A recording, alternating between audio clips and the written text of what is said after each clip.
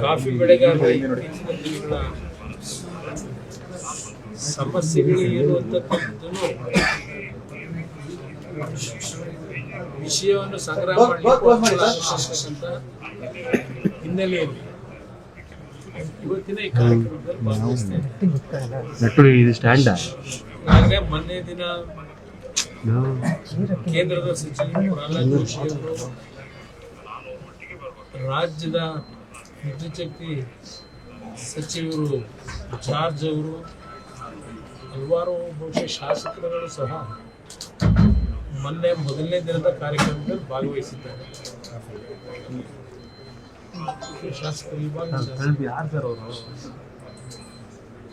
ನಾನು ಈ ಒಂದು ಸಂಶೋಧನಾ ಕೇಂದ್ರಕ್ಕೆ ಇಲ್ಲಿಯ ರಿಸರ್ಚ್ ಮಾಡ್ತಕ್ಕಂಥ ನಮ್ಮ ವಿಜ್ಞಾನಿಗಳಿಗೆ 3 ದಿನ ಈ ಒಂದು ಕಾರ್ಯಕ್ರಮ ಏನು ನಡೀತಾ ಇದೆ, ಈ 3 ದಿನಕ್ಕೆ ಸೀಮಿತ ಆಗಬಾರದು. ಮುಂದಿನ ದಿನಗಳಲ್ಲಿ 3 ದಿನಗಳ ವೇದಿಕೆಯಲ್ಲಿ ಬರ್ತಕ್ಕಂಥ ಕಾಫಿ ಬೆಳೆಗಾರರಿಗೆ ಏನು ಇತ್ತೀಚಿನ ಕ್ಲೈಮೇಟ್ ಚೇಂಜ್ ಏನಿದೆ ನಾವು ಯಾರು ಊಹೆ ಮಾಡಲಿಕ್ಕೂ ಆಗಲ್ಲ. ಇವತ್ತು ಯಾವ ರೀತಿಯಲ್ಲಿ ನಮ್ಮ ಕಾಫಿ ಬೆಳೆಗಾರರ ಆರ್ಥಿಕ ಸಂಕಷ್ಟಗಳನ್ನು ಬಗೆಹರಿಸಲಿಲ್ಲ, ನನಗೆ ಸಂಪೂರ್ಣ ಮಾಹಿತಿ ಇಲ್ಲ. ಅವ್ರಿಗೆ ಹೇಳಿದ್ದೀನಿ, ಸಂಪೂರ್ಣ ಮಾಹಿತಿ ಕೊಟ್ಟರೆ ಅದರ ಬಗ್ಗೆ ನಾನು ಕೇಂದ್ರದಲ್ಲಿ ಚರ್ಚೆ ಮಾಡಿ ಸರಿಪಡಿಸ್ತಕ್ಕಂಥ ನಿಟ್ಟಿನಲ್ಲಿ ಪ್ರಾಮಾಣಿಕವಾಗಿ ಕಾಫಿ ಬೆಳೆಗಾರರ ಜೊತೆ ಬರ್ತೀನಿ. ಈಗ ಬರಬೇಕಾದ್ರೆ ಯಾರೊಬ್ಬರು ಯುವಕರು ಹೇಳ್ತಾ ಇದ್ರು ನನಗೆ, ನಾನು ಅದಕ್ಕೆ ಫುಲ್ ಡೀಟೇಲ್ ಕೊಡಿ ಅಂತ ಹೇಳಿದ್ದೀನಿ.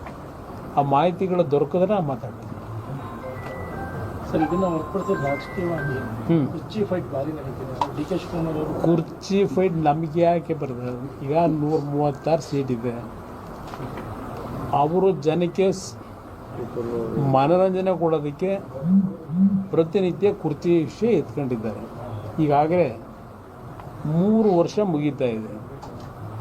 ನಮ್ಗೆ ಯಾರು ಮುಖ್ಯಮಂತ್ರಿ ಆಗ್ತಾರೆ, ಯಾರು ಮುಖ್ಯಮಂತ್ರಿಗಿರಿ ಹಿಡಿತಾರೆ, ಇದು ನಮ್ಮ ಮುಂದಿರ್ತಕ್ಕಂಥದ್ದಲ್ಲ. ಇವತ್ತು ರಾಜ್ಯದಲ್ಲಿ ಕಳೆದ 3 ವರ್ಷದಲ್ಲಿ ಕೃಷಿಯನ್ನು ಅವಲಂಬಿತವಾಗಿ ಬದುಕ್ತಾ ಇರತಕ್ಕಂಥ ಗ್ರಾಮೀಣ ಪ್ರದೇಶದ ಕೃಷಿಕರ ಪರಿಸ್ಥಿತಿ ಏನಾಗಿದೆ, ಅದಕ್ಕೆ ಈ ಸರ್ಕಾರ ಏನು ಮಾಡಬೇಕು?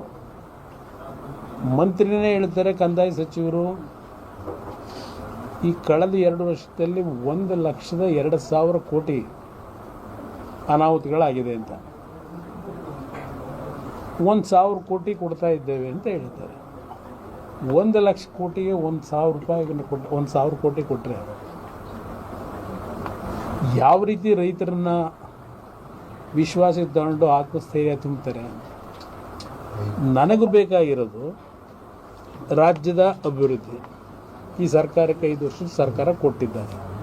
ನಮ್ಗೆ ಯಾರು ಮುಖ್ಯಮಂತ್ರಿ ಆದರೆ ನಮಗಾಗಬೇಕಾಗಿರೋದು, ನಮಗೆ ಬೇಕಾಗಿರೋದು 5 ವರ್ಷದ ಸರ್ಕಾರ. ಎಲ್ಲೆಲ್ಲಿ ಅನಾಹುತಗಳಾಗಿದೆ, ಎಲ್ಲಿ ಸಮಸ್ಯೆಗಳಿದೆ,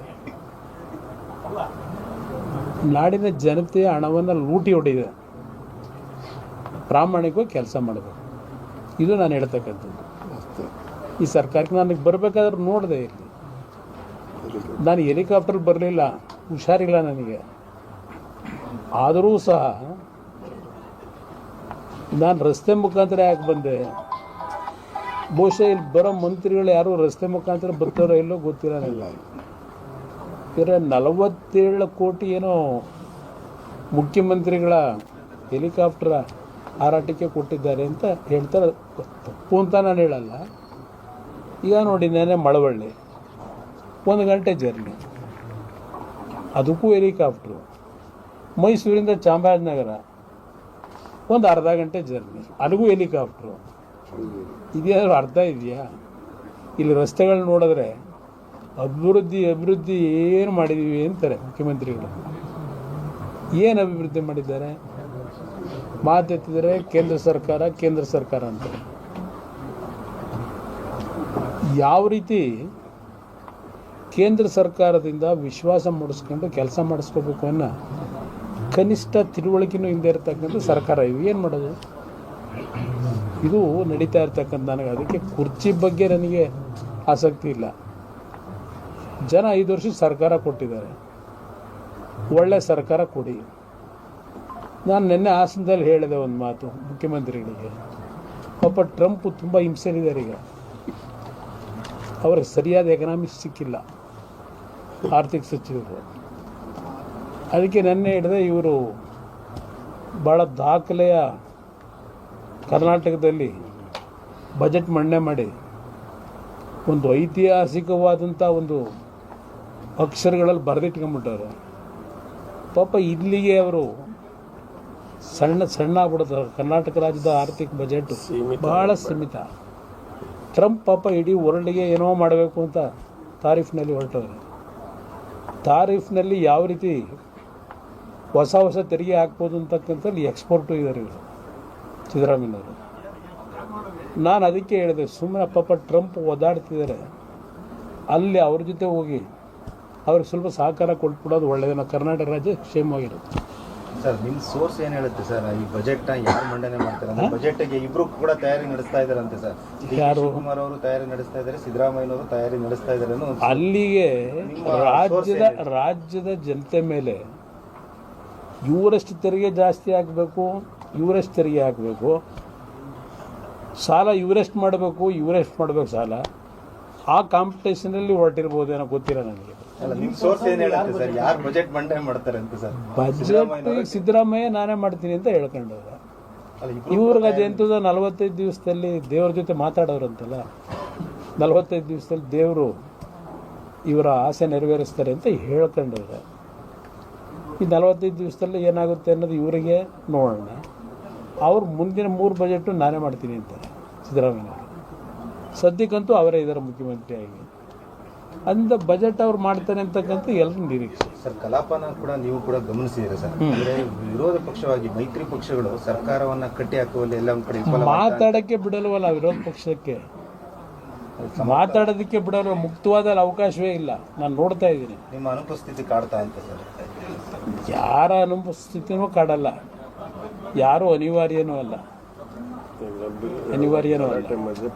ಇವತ್ತು ಹಲವಾರು ರೀತಿಯ ಬಿಲ್ಗಳು ಚರ್ಚೆಗಳೇ ಆಗಿದೆ, ಪಾಸ್ ಮಾಡ್ಕೊಂಡಿರೋದು ನಾವು ನೋಡ್ತಾ ಇದ್ದೇವೆ. ವಿರೋಧ ಪಕ್ಷಗಳಿಗೆ ಮಾತಾಡ್ಲಿಕ್ಕೆ ಹೊರಟ್ರೆ ಮಾತು ಕಡಿಮೆ ಮಾಡಿ ನಿಲ್ಲಿಸಿ ಅಂತಕ್ಕಂಥದ್ದು ನಾನು ಟಿವಿಗಳಲ್ಲಿ ನೋಡ್ತಾ ಇದ್ದೆ. ಯಾಕಂದ್ರೆ 500 ಕೋಟಿ ವಿಚಾರನ ಸರ್, 5,000 ಕೋಟಿ ಸರ್, ಆ ವಿಚಾರನ ಆಡಳಿತ ಪಕ್ಷವರು ಕೂಡ ಲಘುವಾಗಿ ಪರಿಗಣಿಸ್ತು, ವಿಪಕ್ಷವು ಕೂಡ ಅಷ್ಟೇನು ಗಂಭೀರವಾಗಿ ಪರಿಗಣಿಸಲಿಲ್ಲ ಅನ್ನೋದೊಂದು. ನಾನು ನಿನ್ನೆ ಹೇಳಿದೆ, ಅದಕ್ಕೇನೆ 5,000 ಕೋಟಿಯ ಮಾರ್ಚ್ ಏಪ್ರಿಲ್ ಫೆಬ್ರವರಿದು ಮಾಹಿತಿನೇ ಇಲ್ಲ ಅಂತಕ್ಕಂಥದ್ದು ಮುಖ್ಯಮಂತ್ರಿ ಹೇಳಿದ್ರೆ, ಅಲ್ಲಿಗೆ ಈ ಖಜಾನೆ ಕೆಲಸ ಯಾವ ರೀತಿ ನಡೀತಾ ಇದೆ, ಮಾಹಿತಿ ಕೊರತೆಯಿಂದ ಆಗಿದೆ ಅಂತೇಳಿ ಹೇಳ್ತಾರೆ ಮುಖ್ಯಮಂತ್ರಿಗಳು. ಇದು ಈಗ ನಾವು ಡಿಸೆಂಬರ್ ತಿಂಗಳು ಮುಂದಿನ 26ರ ಜನವರಿ ಬರ್ತಾ ಇದೀವಿ, ಇನ್ನೊಂದು ವಾರಕ್ಕೆ. ಕಳೆದ ಮಾರ್ಚು ಫೆಬ್ರವರಿ ತಿಂಗಳಲ್ಲಿ 5,000 ಕೋಟಿ ದುಡ್ಡನ್ನು ಅಕೌಂಟ್ಗೆ ಆಗಿದೆ. ಅದು ಎಲ್ಲಿ ಹೋಗಿದೆ ದುಡ್ಡು, ತನಿಖೆಯನ್ನು ನಡೆಸ್ತಾರೆ. ಪಾಪ ಮೊನ್ನೆ ನೋಡಿ, ಈ ಸರ್ಕಾರಕ್ಕೆ ಒಂದು ಮಾನವೀಯತೆ ಇಲ್ಲ ಅನ್ನೋದಕ್ಕೆ, ಅದು ಯಾವುದೋ ಕೋಗಿಲು ಅಂತ ಗ್ರಾಮದಲ್ಲಿ ಮಳೆ ಅಂತೀನಿ, ಚಳಿ ಇದೆ, ಗರ್ಭಿಣಿ ತಾಯಂದರು ಅಲ್ಲಿ 150-200 ಮನೆ ಬುಲ್ಡೋಸ್ ಮಾಡ್ತಾರೆ. ಎಷ್ಟು ಜನ ಶ್ರೀಮಂತರುಗಳು ಸುಳ್ಳು ದಾಖಲೆ ಸೃಷ್ಟಿ ಮಾಡವ್ರೆ. ಇನ್ನು ನಿಮ್ಮ ಮಂತ್ರಿಗಳದೇ ಅದು ಏನಪ್ಪ ಗೊತ್ತಿಲ್ಲ, 21 ಎಕರೆ ಖರಾಬ್ ಭೂಮಿ ಅಂತಾರೆ. ಅವ್ರು ನೋಡಿದ್ರೆ ಮೈಸೂರು ಮಹಾರಾಜರಿಗೆ ನಮ್ಮ ತಾತ ದುಡ್ಡು ಕೊಟ್ಬಿಟ್ಟು ಕೊಂಡ್ಕೊಂಡಿರೋದು ಅಂತಾರೆ. ಮೈಸೂರು ಮಹಾರಾಜರು ಅವ್ರು ಹೇಳೋದು. ಆ ಕಾಲದಲ್ಲಿ ಇವ್ರು ಹುಟ್ಟಿದ್ರೋ ಇಲ್ಲೋ ಗೊತ್ತಿಲ್ಲ ನನಗೆ. ಈ ರೀತಿಯ ಇನ್ನಷ್ಟು ವಿಡಿಯೋಗಳು ನಿಮಗೆ ಸಿಗಬೇಕೇ? ಹಾಗಾದ್ರೆ ಈಗಲೇ ನ್ಯೂಸ್ ಮಲ್ನಾಡ್ ಚಾನೆಲ್ನ ಸಬ್ಸ್ಕ್ರೈಬ್ ಆಗಿ, ಕೆಳಗಿರೋ ಸಬ್ಸ್ಕ್ರೈಬ್ ಬಟನ್ ಮೇಲೆ ಕ್ಲಿಕ್ ಮಾಡಿ ಉಚಿತವಾಗಿ ಸಬ್ಸ್ಕ್ರೈಬ್ ಆಗಿ. ನಿಮ್ಮ ಒಂದೊಂದು ಸಬ್ಸ್ಕ್ರೈಬ್ ಕೂಡ ನಮಗೆ ಬೆಂಬಲ ಸ್ಫೂರ್ತಿ.